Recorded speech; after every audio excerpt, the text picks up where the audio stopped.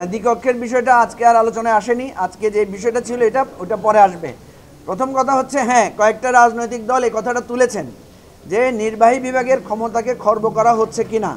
দেখেন, আমরা মৌলিকভাবে আবার বলছি কথাটা, আগে যে পদ্ধতিটা ছিল সেই পদ্ধতিটা আসলে নির্বাহী বিভাগ বলতে ওইটা এক ব্যক্তির হাতে ক্ষমতা কেন্দ্রীভূত হয়ে যায়, একজনের ইচ্ছার উপরে চলে যায়। সেই জন্য আমরা বলেছি যে এখানে আসলে নির্বাহী বিভাগের নামে একজন ব্যক্তির হাতে সব নিয়োগের এবং সব পছন্দের জায়গাটা চলে যায়। এবং আপনারা দেখেছেন যে নিয়োগগুলো যেভাবে হয়েছে একটা ব্যক্তিগত সম্পর্ক, আঞ্চলিক সম্পর্ক, দলীয় সম্পর্কের ভিত্তিতে হয়েছে অতীতে। সেই জন্যই আমরা মনে করি যে এখানে নির্বাহী বিভাগের ক্ষমতাটা খর্ব হবে না, বরং নির্বাহী বিভাগ, লেজিসলেটর এবং আমাদের যে বিচার বিভাগ, এই সকলের সমন্বয়ে এটার একটা সুন্দর ফরমেশন আসবে। দেখেন, যে কোনো একটা কিছু সংস্কার করতে হলে, পরিবর্তন করতে হলে, নতুন একটা আইডিয়া নিতে হলে কিন্তু অনেক ধরনের বিতর্ক আসবে এবং আমাদেরকে এই তর্ক বিতর্কের মধ্য দিয়ে কিন্তু একটা সমাধানে পৌঁছাতে হবে। আমরা মনে করি এনসিসি যদি না হয় তাহলে আমাদের কিন্তু সংস্কারের যে একটা মৌলিক পয়েন্ট ছিল সেটাই আমরা ক্ষতিগ্রস্ত হব। কারণ এই প্রতিষ্ঠানগুলোর জন্যই সমস্যাগুলো হচ্ছে, নির্বাচন কমিশনের দুর্বলতার জন্য, বিচার বিভাগের দুর্বলতার জন্য এই অসুবিধাগুলো হচ্ছে। তাহলে আমাদের প্রাতিষ্ঠানিক ক্ষমতাগুলো, স্তম্ভগুলো শক্তিশালী হবে বলে আমরা এবি পার্টির পক্ষ থেকে আমরা মনে করছি। ধন্যবাদ। এখানে মিশ্র অবস্থা আছে। অল্প কয়েকটা দল, বিএনপি সহ অল্প কয়েকটা দল এটার ব্যাপারে বিরোধিতা করেছে। আমরা মনে করছি না যে ওনারা এটার উপরে স্থির থাকবেন, কারণ ওনাদের টোনও আমরা কিছুটা নমনীয় দেখেছি। তো এটা মানে আরও একটু সময় লাগবে। আমরা আপনাদের কাছে সাহায্য চাই যে আজকে যাতে এটা সমাধান হয়, সেটা আপনারা দোয়া করবেন। Thank you. Monalisa heavy flow 15 piece প্যাকেটের সাথে 8 পিসের একটি প্যাকেট একদম ফ্রি। সংকট হলো দলগুলো অনেক সময় মাইন্ড চেঞ্জ করতেছে, আগে রাজি হয়ে গেছে। একটা সংকট আছে, এটা বলুন। আমাদের ব্যারিস্টার সানি একটু বলবেন। আচ্ছা, বলে এটা বলে দাও।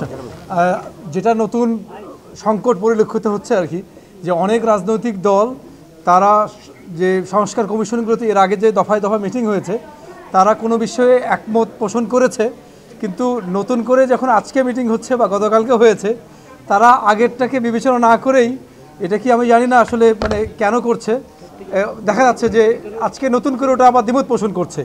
তো এভাবে এই 2 মাস ধরে চলা মিটিংগুলো তো তাহলে তো ব্যর্থতায় পর্যবসিত হবে। তো এই জন্য এটা একটা নতুন সংকট তৈরি হয়েছে আর কি, যে আগে রাজি ছিল এখন আবার মাইন্ড চেঞ্জ করছে।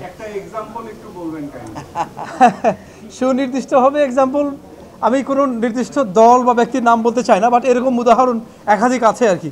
যে তখন এই যে আজকের যে অনুষ্ঠানের যিনি প্রধান, আজকের হোস্টের পক্ষ থেকে সহসভাপতি প্রফেসর আলী রিয়াজ সাহেব, তার সামনে বা ওই টিমের সামনে কিন্তু আগে কি বলেছে বা কি লেখা জমা দিয়েছে এগুলো কিন্তু রেকর্ডেড আছে। তা আমরা তাকে একাধিকবার বলতে শুনেছি যে mister X or mister Y, আপনি কিন্তু আমাদের সাথে যখন প্রস্তাবনা জমা দিয়েছেন বা আমাদের সাথে বৈঠক করেছেন, আপনার অবস্থানটা কিন্তু ছিল এটা, তা আপনি এখন কিন্তু ওটার উল্টোটা বলছেন। তো এটা আর কি প্রফেসর আলী রিয়াজ বলেছেন যে বিগত সময়ে এনসিসির ব্যাপারে শুধু 3টা দলের আপত্তি ছিল। একটা দলের নাম উল্লেখ করেছেন, বাকি 2টা দলের নাম উল্লেখ করেন নাই। কিন্তু আমরা আজকে দেখলাম যে আরও 2-1টা দল তারা আগে যে বক্তব্য রেখেছে সেখান থেকে ডিফারেন্ট করেছে। পরে আমরা সেটা আপত্তি করেছি যে আপনারা তো আজকে যদি আবার নতুন করে কথা তোলেন তাহলে তো খুব সমস্যা। তখন কেউ কেউ বলেছেন যে আমরা তো এরকম চেঞ্জ করতেই পারি। যাই হোক, আমরা মনে করি যে গণতান্ত্রিক ইচ্ছা, সেটাকে অবশ্যই স্বাধীনতা দিতে হবে, কিন্তু ঐক্যমতে পৌঁছাতে হলে আমাদেরকে একটা গুড ইন্টেনশন লাগবে। আমরা একটা মৌলিক কথা বলেছি, আপনারা সেটা খেয়াল করবেন। আমরা বলেছি আমরা আসলে কি চাই, আগের পদ্ধতি বহাল না সংস্কার। আগের পদ্ধতি যদি বহাল থাকতে চান তাহলে কিন্তু আপনাকে মনে রাখতে হবে আপনি ফ্যাসিবাদী ব্যবস্থা বিলোপের পক্ষে না। আর আপনি যদি পরিবর্তন চান, হ্যাঁ, এনসিসি গঠন নিয়ে আপনার বিতর্ক থাকতে পারে, এটা ফরমেশন কী হবে, মেম্বার কাকে রাখবেন। যেমন একজন প্রস্তাব দিয়েছেন বিলুপ্ত পার্লামেন্টের স্পিকারকে এটার মেম্বার করা, খুবই সুন্দর কথা, একটা নতুন প্রস্তাব বা আইডিয়া, এটা খারাপ না। ফরম্যাট নিয়ে কথা বলতে পারেন, কিন্তু আপনি যদি বলেন যে আগের পদ্ধতিতে বহাল থাকবে, তাহলে তো আমরা আর সংস্কার বা আমরা যে নতুন একটা স্বপ্ন দেখছি সেটা সফল হবে না।